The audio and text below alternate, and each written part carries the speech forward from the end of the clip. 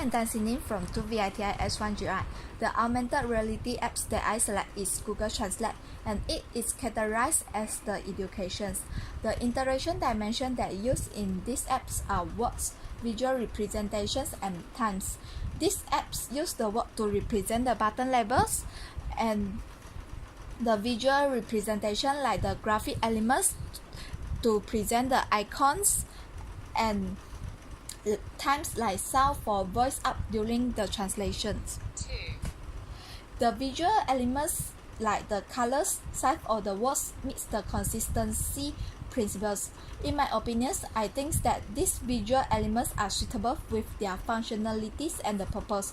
For the user interface, the layouts and the design is simple and clear with the labels, and so it is learnability for the new user to use it. If you click the camera buttons, this layout will be appears, and you can capture the pictures, and the word for the English will translate to the Malays.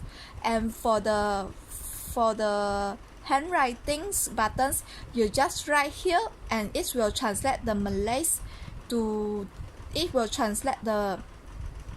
English to the Malays, of Malays to the English. And if you for the voice button, you just speak what you say, and the words that you say will translate into the Malays. And the design for these apps is consistent. For instance, the size and the front of the words is the same.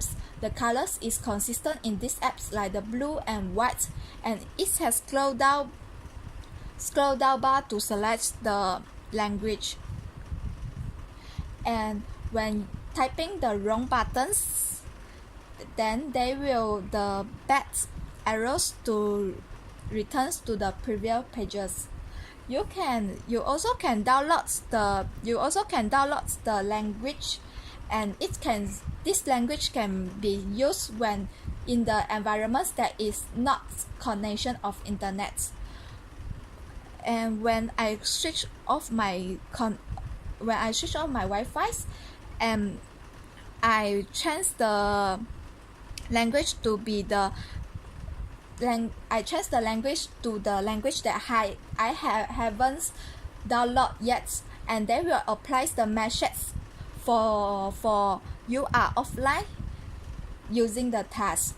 And in these apps, the text and the instruction used in these apps is simple language, and that can be easy to understand by users.